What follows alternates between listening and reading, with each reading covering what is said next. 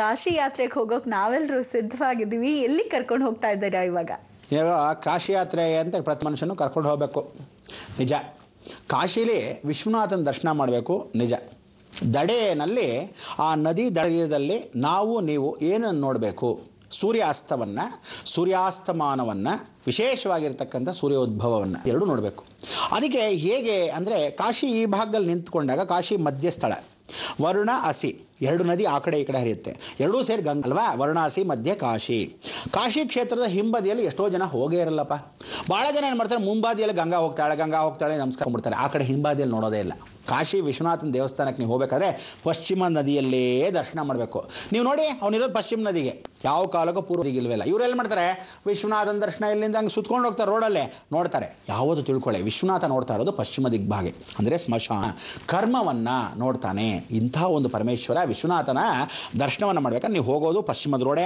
ದರ್ಶನ ಮಾಡಿದ್ರು ಪೂರ್ವದ ಭಾಗದಿಂದ ಹೋಗ್ತೀರಾ, ಆದರೆ ಅವನ ದೇವಸ್ಥಾನದ ಹಿಂಬದಿಯಲ್ಲಿ ಇನ್ನೊಂದು ಬಾಗಿಲಿದೆ, ಅದು ಆ ನದಿ ಕಾಣಿಸ್ತಾ ಇರುತ್ತೆ. ಅವ್ನು ನೋಡ್ತಿರೋದು ಆ ಕಡೆ ಪಶ್ಚಿಮದಲ್ಲಿ.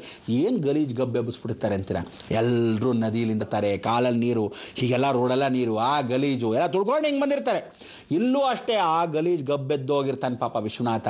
ಆದರೆ ಒಂದು ತಿಳಿ, ವಿಶ್ವನಾಥನ ಜೊತೆಗೆ ಕಾಶಿ ವಿಶ್ವನಾಥನ ದರ್ಶನ ಮಾಡೋರು ಪ್ರತಿಯೊಬ್ಬರು ತಿಳ್ಕೊಳ್ಳಿ, ಯಾವತ್ತೂ ಅಲ್ಲಿ ಹೋದಾಗ ವಿಶಾಲಾಕ್ಷಿ ನೋಡದೆ ಬರಬೇಡಿ. ವಿಶ್ವನಾಥನು ತಂದೆಯಾದರೆ ವಿಶಾಲಾಕ್ಷಿ ತಾಯಿಯಲ್ಲವೇ ಇಂಥ ಹಾಡನ್ನ ಡಾಕ್ಟರ್ ರಾಜ್ಕುಮಾರ್ ಹೇಳಿದ್ರು. ನೋಡ್ತಾರೆ, ಹೇಳೋದು ಹೇಳ್ಬಿಟ್ಟಿದ್ದಾರೆ, ಕೇಳೋದೇ ಇಲ್ಲ. ಹೋಗ್ತಾರೆ, ವಿಶಾಲಾಕ್ಷಿ ಇಲ್ಲ, ಅನ್ನಪೂರ್ಣೇಶ್ವರನ ಮಾತ್ರ ದರ್ಶನ ಮಾಡ್ಕೊಂಡು, ಈ ಬಂಗಾರದಲ್ಲಿದ್ದಾಳೆ ಅನ್ನಪೂರ್ಣೇಶ್ವರಿ ನೋಡ್ಕೊಂಡು ಹೊರಟುಬಿಡೋಣ. ವಿಶಾಲಾಕ್ಷಿ ನೋಡ್ಬೇಕು ನೀವು. ಆ ವಿಶಾಲಾಕ್ಷಿ ದರ್ಶನವನ್ನು ಒಂದೆರಡು ಸಂಧಿ, ಕಾಶಿ ವಿಶ್ವನಾಥನ ಪಶ್ಚಿಮದ ಡೋರ್, ಪಶ್ಚಿಮದ ಭಾಗಕ್ಕೆ ಒಂದು ಬಾಗಿಲಿದೆ, ಆ ಬಾಗಿಲಲ್ಲಿ ಬಂದು ನದಿ ತೀರಕ್ಕೆ ಹೋಗೋ ದಾರಿಲಿ ಎರಡು ಸಂಧಿ ಇದೆ.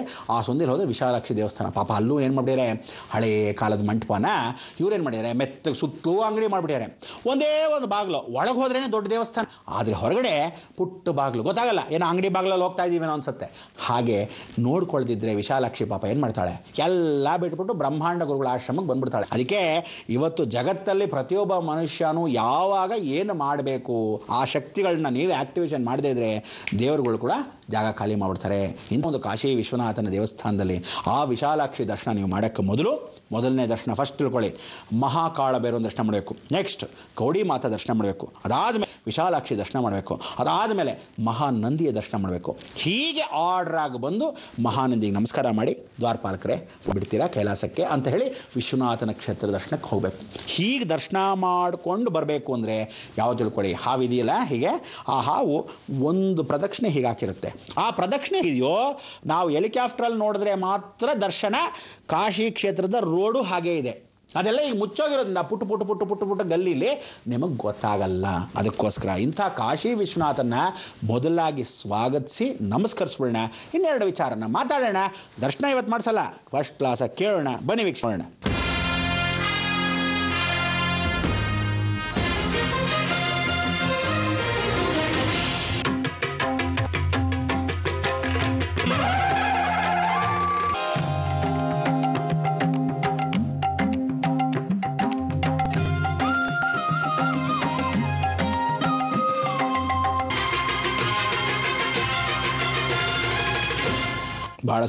ಭಾಳ ಸಂತೋಷ. ಈ ಕಾಶಿ ವಿಶ್ವನಾಥನ ಜೊತೆಗೆ ನಾನು ನಿಮಗೆ ಏನು ಅಂದರೆ, ಇಂಥ ಒಂದು ವಿಶಾಲಾಕ್ಷಿಗೆ ಮೊದಲು ಕಾಳಭೈರವನ ದರ್ಶಯಾಮಿ. ವಾರಣಾಸ್ಯಂ ಭೈರವ, ಅಲ್ಲಿ ಶ್ಲೋಕನೂ ಬರೆದಿದೆ, ದೇವಸ್ಥಾನದ ಪಕ್ಕದಲ್ಲೇ ಬರೆದಿದೆ, ಸರಿಯಾಗಿ ನೋಡ್ಕೊಳ್ಳಿ. ವಾರಣಾಸ್ಯಂ ಭೈರವೋ ದೇವೋ ಸಂಸಾರ ಭಯನಾಶನಂ. ಇಡೀ ಸಂಸಾರದಲ್ಲಿ ಏನು ಭಯ ಇದ್ರು, ಎಂಥ ಭೀತಿ ಇದ್ರು, ಭಯನಾಶನಂ. ಅನೇಕ ಜನ್ಮ ಕೃತಂ ಪಾಪಂ. ಎಂಥ ಜನ್ಮ ಅಲ್ಲ, ಒಂದು ಜನ್ಮ, ಎರಡು ಜನ್ಮ, ಮೂರು ಜನ್ಮ, ಏನು ಅನೇಕ ಜನ್ಮ. ನಾವು 84 ಲಕ್ಷ ಯೋನಿಕೂಟಗಳಲ್ಲಿ ಹುಟ್ಟು ಬೆಳೆದೇ ಬಂದ ಮೇಲೆ ಮನುಷ್ಯ ಜನ್ಮ. ಹಾಗೆ ಅನೇಕ ಜನ್ಮ ಕೃತಂ ಪಾಪಂ, ಏನು ಮಾಡಿದ್ಯೋ ಪಾಪಂ, ಕೃತಂ ಪಾಪಂ ದರ್ಶನೇನ ವಿನಶ್ಯತಿ. ನೋಡಿದ ತಕ್ಷಣ ಹೊರಟೋಗತ್ತಂತೆ. ಅದಕ್ಕೆ ಕಾಳಭೈರವಂ ದರ್ಶಯಾಮಿ. ಕಾಶಿಗೆ ಹೋದ ತಕ್ಷಣ ಫಸ್ಟ್ ಕಾಳಭೈರವನ ದರ್ಶನ ಮಾಡಬೇಕು, ಇಲ್ಲದೇ ಪ್ರಯೋಜನ. ಅಲ್ಲಿ ಅವನಿಗೆ ವಿಶೇಷವಾಗಿ ಕುಡಿಸ್ತಕ್ಕಂಥದ್ದು ಬಾಂಗ್ ಅಂದರೆ ನೀವೇನಂತೀರಾ, ವಿಸ್ಕಿ, ಬ್ರಾಂದಿ, ರಮ್ಮು, ಜಿನ್ನು ಅಂತಲ್ಲ, ನೀವೆಲ್ಲ ತಪ್ಪು ತಿಳ್ಕೊಂಡ್ಬಿಟ್ಟಿದ್ದೀರಾ. ಅಂದರೆ ಆ ಹಣ್ಣುಗಳನ್ನು ಕೊಳಿಸಿರ್ತಕ್ಕಂಥ ವೈನ್ ನೋಡಿ, ವೈನ್ಗೂ ವಿಸ್ಕಿಗೂ ವ್ಯತ್ಯಾಸ ಇದೆ. ಯಾವುದಾದ್ರೂ ವಿಸ್ಕಿ ಮತ್ತಕ್ಕಂಥದ್ದು ವೈನ್ ಬಂದು ಕುಡಿತಕ್ಕಂಥದ್ದು ಹೆಣ್ಣಾಗ್ಲಿ ಗಂಡಾಗ್ಲಿ ಕುಡಿಯೋದು ಕಳೆ ತೇಜಸ್ಸು ವರ್ಚಸ್ಸು ಹಣ್ಣುಗಳ ಮುಖಾಂತರ ಸ್ವಲ್ಪ ದಿವಸದಲ್ಲಿ ರಸವನ್ನ ಮಾಡಿ 2-3 ದಿವಸ ಒಣಗಿಸಿ ಆದ ನಂತರ ಮಾಡೋದು. ಇದು ಆಯುರ್ವೇದ ಪದಾರ್ಥ. ಮೊದಲು ಸ್ನಾನ ಕೂಡ ಮಾಡೋರು, ವೈನಲ್ಲಿ ಸ್ನಾನ ಮಾಡೋದು. ಇವತ್ತಿಗೂ ನೀವು ನೋಡ್ಬೋದು ಇಟಾಲಿನಲ್ಲಿ ವೈನಲ್ಲಿ ಸ್ನಾನ ಮಾಡ್ತಾರೆ, ದ್ರಾಕ್ಷಿ ರಸದಲ್ಲಿ ಸ್ನಾನ ಮಾಡ್ತಾರೆ. ಯಾಕೆ? ಬೆಳ್ಳಗಿದ್ದಾರೆ, ಕೆಂಪು ತೊಂಡೆ ಹಣ್ಣಿದ್ದ ಹಾಗೆ. ಯಾತಕ್ಕೆ ಅಂದ್ರೆ ಆ ಕಾಲದಲ್ಲಿ ಅದನ್ನ ಪ್ರತಿಪೂರ್ವಕವಾಗಿ ಕಾಳುಬೇರನ್ನು ಕೊಟ್ಟು ಔಷಧಿ ರೂಪದಲ್ಲಿ ಕೊಡೋರು ಮತ್ತೆ ವಾಪಸ್. ಅದನ್ನು ಇವತ್ತಿಗೂ ನೋಡಿ ಕಾಳುಬೇರನ್ನು ಹೀಗೆ ಕೊಟ್ರೆ ಅಂತ.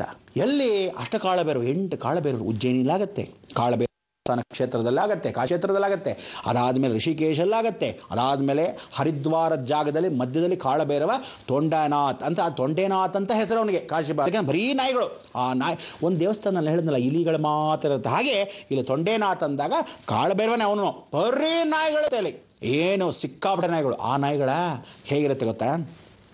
ನಾವೆಲ್ಲ ಕ್ರಾಸ್ ಬೀಡ್ಗಳು ಅಂತೀವಲ್ಲ, ಕರಡಿ, ಜಿಂಕೆ, ಪ್ರಾಣಿ ಎಲ್ಲಾನು ಕ್ರಾಸ್ ಬೀಡ್ ಆದ್ರೆ ಹೆಂಗಿರುತ್ತೆ? ಬ್ಲ್ಯಾಕ್ ಬ್ರೌನ್ ಆಗುತ್ತೆ, ಬ್ರೌನ್ ರೆಡ್ ಆಗುತ್ತೆ. ಹೀಗೆ ಇಲ್ಲಿ ನೋಡ್ಬೇಕು ನೀವು, ನರಿಗಳ ರೂಪದಲ್ಲಿ ಇರ್ತಾರೆ. ಏನು ಚೆನ್ನಾಗಿರುತ್ತಪ್ಪ. ಫಸ್ಟ್ ತೊಂಡೇನಾಥ್ ದೇವಸ್ಥಾನದಲ್ಲಿ ಇದು ನಾಯಿ ಅನ್ಕೋಬೇಕು, ಬಹಳ ಗ್ರಹಣಂತ ಹುಷಾರ್, ಸದ್ಯ ಕಚ್ಕಿಚ್ಬಿಟ್ಟಾತು. ಯಾಕೆಂದ್ರೆ ಅದು ಕ್ರಾಸ್ ಬೀಡು. ಆ ಕ್ರಾಸ್ ಬೀಡ್ಗೆ ಅಲ್ಲಿರ್ತಕ್ಕಂಥ ವಿಚಾರದಲ್ಲಿ ಒಳಗೆ ಬಂದಿರಬಹುದು. ಕೆಲವು ನೋಡಿ ಐಸ್ನಲ್ಲಿ ಹೋಗ್ತಾ ಇದ್ರೆ ಆ ತೊಳಗಳಲ್ಲಿ ಫಾಸ್ಟ್ ಡಾಗ್ಸ್ ಚಕ ಚಕ ಚಕ ಚಕ ಅಂತ ಹೋಗ್ತಿರುತ್ತೆ. ಇಂಗ್ಲೀಷ್ ಪಿಕ್ಚರ್ ನೋಡಿದ್ರೆ ನೀವು ನೋಡಲ್ಲ ಬಿಡಿ, ಗೊತ್ತಾಗಲ್ಲ. ತಿಳ್ಕೋಬೇಕು, ಜಗತ್ ಜ್ಞಾನ ಅಂದ್ರೆ ಸರ್ವಮ್ಮೂ ನೋಡ್ಕೊಂಡು ಕಲ್ತ್ಕೊ ಅಂತ ಭಗವಂತ. ಆದರೆ ನನ್ನ ಜೊತೆ ಇರೋದು ಮರಿಬೇಡ ಅಂತಾನೆ. ಅದಕ್ಕೆ ಎಲ್ಲವನ್ನೂ ಕಲ್ತು ಭಗವಂತ ನೆಟ್ಟಿ ಕಣೆಯ, ಇನ್ಯಾವ ನನ್ನ ಮಗ ನನಗೆ ಪ್ರಯೋಜನ ಮಾಡಿಲ್ಲ, ನಿನ್ನ ಜೊತೆ ಇರ್ತೀನಿ, ಜಗತ್ತನ್ನು ನೋಡಿದ್ದೀನಿ, ನೀನು ಕೊಟ್ಟಿದ್ದ ಲೋಕ, ನೀನು ಹೇಳ್ದಂಗೆ ನಡ್ಕೊಂಡು ಹೋಗ್ತೀನಪ್ಪ. ಅಷ್ಟಿದ್ರೆ ಜೀವನ ಹಾಗೆ ನಡ್ಸ್ಕೊಂಡು ಹೋಗ್ತಾರೆ. ಅದಕ್ಕೆ ಆ ತೊಂಡೇನಾಥ್ ದೇವಸ್ಥಾನದಲ್ಲಿ ಅಲ್ಲೂ ಅಷ್ಟೇ, ಅಲ್ಲೇನಂತಾರೆ ಬಾಂಗ್ನ ಸುರಿದು ಅಭಿಷೇಕನ ಮಾಡ್ಬಿಡ್ತಾರೆ. ಇವತ್ತು ಆ ಬಾಂಗ್ ಅನ್ನೋದನ್ನ ಹಾಲಲ್ಲೇ ಕಲಸಿ, ಹಾಲಲ್ಲೇ ತಯಾರು ಮಾಡ್ತಾರೆ. ಹಣ್ಣುಗಳನ್ನ ಕೊಳಸಿ ಅದಾದ್ಮೇಲೆ ವೈನ್ ತರ, ಆ ವೈನ್ ತರ ಕೊಡಲ್ಲ, ಹಾಲು ರೂಪದಲ್ಲೇ ಇರುತ್ತೆ. ಅದನ್ನು ಅಭಿಷೇಕ ಮಾಡಿ ಅವನಿಗೆ ಕುಡಿಸಿ ತದನಂತರ ನಮಗೆ ಔಷಧಿ ರೂಪದಲ್ಲಿ ಕೊಡ್ತಾರೆ. ನೀವು ತಗೊಳ್ಳಿ, ನೀವು ಹೆಂಗಿರುತ್ತೆ ಅಂದರೆ ಅಮೃತ. ಓಹೋ, ಕೇಸರಿ ಗೀಸರಿ ಪಚ್ಕರ್ಪುರ ಎಲ್ಲ ಹಾಕ್ಬಿಟ್ರೆ ಹೆಂಗಿರುತ್ತೆ ಪಾನಕ, ಹಾಗಿರುತ್ತೆ. ಆದರೆ ಅವ್ರು ಏನು ಹಾಕಿರಲ್ಲ. ಹೇಗೆ ಅನ್ನೋದು ಆ ಕಾಳಬೇರಂ ಸ್ವಾಮಿ ಅವನು ಹೇಳ್ತಾನೆ. ಕೃತಂ ಪಾಪಂ ಒಳಗಡೆ ಏನು ಅಂದರೆ ನವಪಾಷಾಣದಲ್ಲಿ ಮಾಡಿರೋ ಕಾಳಬೇರು ಅವನೊಬ್ಬನೇ ಇಡೀ ಜಗತ್ತಲ್ಲಿ. ಇಂಥ ಕಾಳಬೇರವನಿಗೆ ನಾವು ದರ್ಶನ ಮಾಡಿದ್ರೆ ಸಾರ್ಥಕ ನಮ್ಮ ಜನ್ಮ ಅದೋ ಸಾರ್ಥಕ. ಅದಕ್ಕೆ ಹೇಳೋದು ವೀಕ್ಷಕರೇ, ಪ್ರತಿಯೊಬ್ಬ ಮನುಷ್ಯ ಒಂದೊಂದು ರೀತಿಯಲ್ಲಿ ಈ ಕಾಶಿ ಯಾತ್ರೆಯಲ್ಲಿ ಕಾಳಬೇರಂ ದರ್ಶಯಾಮಿ ಅಂತ ಯಾವ ಮನುಷ್ಯ ಕಾಳಬೇರಂಗೆ ಬರ್ತಾನೋ ಅವನ ಅಷ್ಟಮಾಧಿಪತಿ ಅಷ್ಟಮಿ ದಿವಸ ಇಂಥ ಕುಜದೋಷ ನರಸಿಂಹಸ್ವಾಮಿ ಮಂಗಳವಾರದ ದಿವಸ ಕೊಡೋದು, ಸ್ವಾತಿ ನಕ್ಷತ್ರ ಏನು ಕೊಡ್ತಾನೆ, ದುರ್ಗಾಂಶ ಸ್ವರೂಪದಲ್ಲಿ ಭಾನುವಾರದ ಅವಕಾಶ ಹೇಗೆ ಕೊಡ್ತಾಳೆ, ಮಂಗಳವಾರ ಹೇಗೆ ಕೊಡ್ತಾಳೆ, ಸುಬ್ರಹ್ಮಣ್ಯ ಸೋಮವಾರ ಮಂಗಳವಾರ ಅದೇ ರೀತಿಯಾಗಿ ಗುರುವಾಗಿ ಅವನು ಗುರುವಾರ ಕೊಡ್ತಾನೋ, ಇದೆಲ್ಲ ಸೇರಿಸಿ ಏಕಕಾಲಕ್ಕೆ ಅಷ್ಟಮಿಯ ದಿವಸ ಕಾಳಭೈರವ ಕುಜದೋಷವನ್ನು ಅಷ್ಟೇ ಚೆನ್ನಾಗಿ ಗಂಡು ಮಕ್ಕಳಿಗೆ ಓಡಿಸ್ತಾನೆ. ಬಹಳ ವಿಶೇಷ ಅವನು. ಅದಕ್ಕೆ ಕಾಳಭೈರವಂ ನಿರ್ವಾಣ ಸ್ವರೂಪ, ಅವನು ನಿರ್ವಾಣದಲ್ಲಿರ್ತಾನೆ. ನಾಯಿ ಜೊತೆ ಕೂತಿರ್ತಾನೆ, ವಾಹನವೇ ನಾಯಿ. ಆ ನಾಯಿ ಅಂತಕ್ಕಂಥ ನೀವೆಲ್ಲ ನಾರಾಯಣ ನಾರಾಯಣ ಅಂತಿರ್ತೀರ. ಬಹಳ ಚೆನ್ನಾಗಿ ಇವತ್ತಿನ ದಿವಸ ನೋಡಿ, ನಾಯಿಗಳು ಬೀದಿ ನಾಯಿಗಳು ಅಂತಕ್ಕಂಥದ್ದು ಎಷ್ಟೋ ಜನಕ್ಕೆ ಋಣ. ನಾಯಿ ನಿಯತ್ ಪ್ರಾಣಿ ಅಂದ್ರೆ ಅವನು ಆರಿಸ್ಕೊಂಡಿರೋದು ಆ ನಾಯಿನ ನಿಯತ್ತಲ್ವೇ. ಅವನು ಭಿಕ್ಷದವನ ರೂಪದಲ್ಲಿ ಹಿಂಗೆ ಕೂತಿರ್ತಾನೆ. ಕಾಶಿನಲ್ಲಿ ವಿಶೇಷವಾಗಿ ಕಾಳಭೈರವಂ ದರ್ಶಯಾಮಿ. ಅವನಿಗೆ ಯಾವತ್ತೂ ಅಂದ್ರೆ ಅವನಲ್ಲಿ ಬಂದಿರೋ ಶೆಕೆನಲ್ಲಿ ಇವತ್ತು ಆ ಶೆಕೆ ಮುದ್ದೆ ಇದ್ದ ಹಾಗೆ ಲಿಂಗಾಕಾರದಲ್ಲಿ ಲಿಂಗ ಒಳಗೆ ಕಾಳಭೈರವ. ಬಹಳ ಸಂತೋಷ ಆಗುತ್ತೆ. ಅದಕ್ಕೆ ವೀಕ್ಷಕರೇ, ಹೀಗೆ ನೀವು ಕಾಶಿ ಯಾತ್ರೆಯನ್ನು ಮಾಡ್ತಾ ಮಾಡ್ತಾ ಮಾಡ್ತಾ ಭಗವಂತನ ಕೃಪಾ ಕಟಾಕ್ಷದಲ್ಲಿ ಇವತ್ತಿನ ದಿವಸ ನಾವು ಏನು ದಿವಸ ಸ್ವಾತಿ ನಕ್ಷತ್ರ ಕುಜದೋಷ ಇನ್ನು 3 ಹೇಳಬೇಕಾಗಿತ್ತು.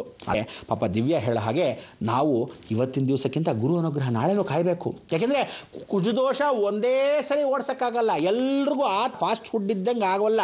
ಬಂದಬೇಕು, ಕಾಯಬೇಕು, ತಾಳ್ಮೆ ಇರಬೇಕು, ಪೇಷನ್ಸ್ನ ನೀವು ಕಳ್ಕೊಳ್ತಕ್ಕಂಥ ಅವಕಾಶ ಮಾಡ್ಕೊಂಡ್ರಿ ಹೇಳ್ತಾನೆ. ಅಯ್ಯ ನನ್ನ ಮಗನ ಋಣಾನೇ ಇಲ್ಲ, ಹೋಗ್ತಾ ಅಂತ. ನಾನು ಅದಕ್ಕೆ ತಲೆ ಕೆಡಿಸ್ಕೊಳ್ಳಲ್ಲ. ಬಹಳ ಜನ ಆಶ್ರಮಕ್ಕೆ ಬರ್ತಾರೆ, ಕಾಯಬೇಕು, ಕಾದು ಪರಿವರ್ತನಾ ಸ್ವರೂಪಕ್ಕೆ. ಅಯ್ಯೋ ನಾನು ಬರೋದೇ ನನ್ನ ಕರ್ಮ ಕಳ್ಕೊಳ್ಳೋಕ್ಕೆ, ಗುರುಗಳು ಏನಾದರೂ ಹೇಳ್ಬೇಕಾದ್ರೆ ನಾನು ಕಾಯಲೇಬೇಕು. ತಾಳ್ಮೆ ಇರಬೇಕು, ಕಾಯಿರಿ, ಅರ್ಜೆಂಟ್ ಇತ್ತ ಗೇಟಿಂದ ಆಚೆ ಹೋಗ್ತಾ ಇರಿ ಅಂತ ನಾನು ತಲೆನೇ ಕೆಡಿಸ್ಕೊಳ್ಳಲ್ಲ. ಅದಕ್ಕೆ ಯಾವತ್ತು ಗುರುಬಲ ಕೊಡಬೇಕು. ಜಗನ್ಮಾತೆ ಹೇಳ್ತಾಳೆ, ಆ ಜಗನ್ಮಾತೆ ಹೇಳೋ ದಿವಸಕ್ಕೆ ನೀವು ಕರ್ಮವನ್ನು ಕಳ್ಕೊಳ್ಳೋಕ್ಕೆ. ನಿಮ್ಮೆಲ್ರಿಗೂ ಇನ್ನೊಂದು ವಿಚಾರ ಹೇಳಿದ್ದೀನಿ. ಏನಂತ? ಶಿವರಾತ್ರಿಯಂದು 20 ತಾರೀಕು ಶನಿ ಕರ್ಮವನ್ನು ಕಳ್ಕೊಳ್ಳೋ ಈ ಒಂದು ದಿನದಲ್ಲಿ ಸರ್ವಲೋಕಂ ವೇಮಂ ಅಂದರೆ ಎಲ್ಲರಿಗೂ ವ್ಯಯದಲ್ಲಿ ಮಹಾ ಅವಾಮ್ಯಹಂ ಅಂದರೆ ಅವಾಪ್ತಿಯನ್ನು ಕರ್ಮವನ್ನು ಕಳ್ಕೊಂಡು ಭಗವಂತನ ಸಾನ್ನಿಧ್ಯವನ್ನು ಸೇರಬೇಕು. ಶಿವರಾತ್ರಿಗೆ ಸೇರಬೇಕದು. ಅದಕ್ಕೆ ಅಂಥ ಶಿವರಾತ್ರಿ ಮಾಘ ಮಾಸ, ವಿಶೇಷವಾಗಿ ಶ್ರವಣ ನಕ್ಷತ್ರ ಅಂಥ ಒಂದು ಸೋಮವಾರಿ ನಾ ಭೂತವನ್ನ ಭವಿಷ್ಯತಿ 1880 ವರ್ಷಕ್ಕೊಮ್ಮೆ ಈ ಕರ್ಮ ಕಳ್ಕೊಳ್ಳೋದು. ಎಲ್ಲರೂ ಎಲ್ಲಿ ಬರಬೇಕು? ಶ್ರೀ ಸಂಪೂರ್ಣ ವರಮಹಾಲಕ್ಷ್ಮಿ ಮಹಾಸಂಸ್ಥಾನ, ಅಲ್ಲಿ ಬಂದು ನೈಸ್ ರೋಡ್ ಬಳಿ ಹರದಲ್ಲೇ ಇರತಕ್ಕಂಥ ವಿಚಾರ, ಅಲ್ಲಿ ಚಿಕ್ಕಗೊಲ್ಲರ ಹಟ್ರೆ ಜಗನ್ಮಾತೆ ನಿಲಯ ಕಾರ್ಯಕ್ರಮ. ಅಲ್ಲಿಗೆ ಬಂದು ಸೋಮವಾರನ ಶುಕ್ರವಾರ ರಸೀದಿಗಳಲ್ಲಿ ಬರಬೇಕು. ಶನಿವಾರ ಭಾನುವಾರ ನೀವೆಲ್ಲ ಬೇರೆ ಊರಿಂದ ಬಂದಿರ್ತಾರ, ನೀವು ಬಂದಾಗ ನಾನು ಅಕಸ್ಮಾತ್ ಇಲ್ಲದೇ ಇದ್ರೆ ಬೇಜಾರಾಗಿ ಬರೋದಕ್ಕೆ ಶನಿವಾರ ಭಾನುವಾರಕ್ಕೆ ಕೊಮ್ಮಘಟ್ಟ ಛಾಯಾದೇವಿ ಕ್ಷೇತ್ರ ತಾವರೆಕೆರೆಗೂ ಕೆಂಗೇರಿಗೂ ಮದ್ಲಿ ಹೋದ ಕ್ಷೇತ್ರದಲ್ಲಿ ಶನಿವಾರ ಭಾನುವಾರ ಅಲ್ಲಿ ರಸೀದಿ ತಗೋಬಹುದು. ಬೆಳಗ್ಗೆ 10 ರಿಂದ 5 ಗಂಟೆವರೆಗೂ ಮಾತ್ರ. 5 ಗಂಟೆ ಮೇಲೆ ಬಂದ್ರಿ ಅಂದ್ರೆ ಸಿಸ್ಟಮ್ ಕ್ಲೋಸ್, ಎಲ್ಲ ಆಫ್ ಮಾಡಿ ಇಟ್ಬಿಟ್ಟಿರ್ತೀವಿ, ಮುಗ್ದೋಯ್ತು. ಕರ್ಮನ್ ಕಳ್ಕೊಳ್ಳೋಕೆ ಟೈಮು ಬೇಕು ಅಂತಿರಲ್ಲ, ಟೈಮ್ ಬರಬೇಕು, ವ್ಯವಸ್ಥೆ ಮಾಡ್ಕೋಬೇಕು, ಗಂಟೆಗಳನ್ನು ಕಟ್ಕೋಬೇಕು. ಶಿವರಾತ್ರಿಗೆ ಬಂದು ಭಗವಂತ ಈಶ್ವರ ನಿನ್ನ ಪಾದಕ್ಕೆ ವಂದನೆ ನಮಸ್ಕಾರ ಅಂತ ಅರ್ಪಿಸ್ಬೇಕು. ಆವತ್ತು ನೀವುಗಳು ಬೆಳಗಿಂದ ಸಾಯಂಕಾಲದವರೆಗೂ, ಸಾಯಂಕಾಲದಿಂದ ಬೆಳಗಿನ ಜಾವದವರೆಗೂ ಎಲ್ಲ ಅರ್ಪಿಸ್ತಾನೇ ಇರ್ಬೋದು. ಬೆಳಗ್ಗೆ ಸೂರ್ಯೋದಯದವರೆಗೂ ಮಾತ್ರ. ಸೂರ್ಯೋದಯ ಆದಮೇಲೆ ಈಶ್ವರನಿಗೆ ಅಭಿಷೇಕ ಮಾಡಬೇಕು. ರುದ್ರ, ಪ್ರಳಯ ರುದ್ರ, ಶನೇಶ್ವರ ಮಹಾಯಾಗ ಇಟ್ಕೋಬೇಕು. ಇವತ್ತು ಮಂಗಳವನ್ನು ಹಾಡಬೇಕು. ಏನ್ ಹೇಳ್ತೀರಾ? ಲೋಕ ಸಮಸ್ತ ಸುಖಿನೋ ಭವಂತು, ಸನ್ಮಂಗಳಾನಿ ಭವಂತು. ಗುರುಜಿ, ತಾಳಿದವನು ಬಾಳಿನೋ ಅಂತ ಹೇಳಿದ್ರಿ, ಹಾಗೆ ನೀವು ಯಾಗದ ಕುರಿತಾಗಿ ಕೂಡ ತಿಳಿಸ್ಕೊಡ್ತಾ ಹೇಳಿದ್ರಿ. ಕಾಶಿ ಯಾತ್ರೆಗೆ ಅಂತ ಹೋದಾಗ ಪ್ರಪ್ರಥಮವಾಗಿ ನಾವು ಮಾಡಬೇಕಾಗಿರೋ ಕೆಲಸ ಅಂದ್ರೆ ಕಾಳಭೈರವನ ದರ್ಶನ ಅಂತ ಕೂಡ ಹೇಳ್ತಾ ಇದ್ರಿ. ಧನ್ಯವಾದಗಳು ಗುರುಜಿ, ನಮ್ಮ ಈ ಕಾರ್ಯಕ್ರಮಕ್ಕೆ ಆಗಮಿಸದಕ್ಕಾಗಿ. ವೀಕ್ಷಕರೇ, ಸರಿ ಹೊರಡ್ತಾ ಇದೀವಿ. ಮತ್ತೆ ನಾಳೆ ಸಿಗ್ತೀವಿ ಅಲ್ವಾ? ಸರಿಯಾಗಿ 9 ಗಂಟೆಗೆ ನೆಚ್ಚಿನ ಬೃಹತ್ ಬ್ರಹ್ಮಾಂಡ ಕಾರ್ಯಕ್ರಮದಲ್ಲಿ ಅಂತ ಹೇಳ್ತಾ ಹೋಗ್ಬರೋದಾ? ನಮಸ್ಕಾರ. ನಮಸ್ಕಾರ. ಜೈ ಕಾಳಭೈರವ.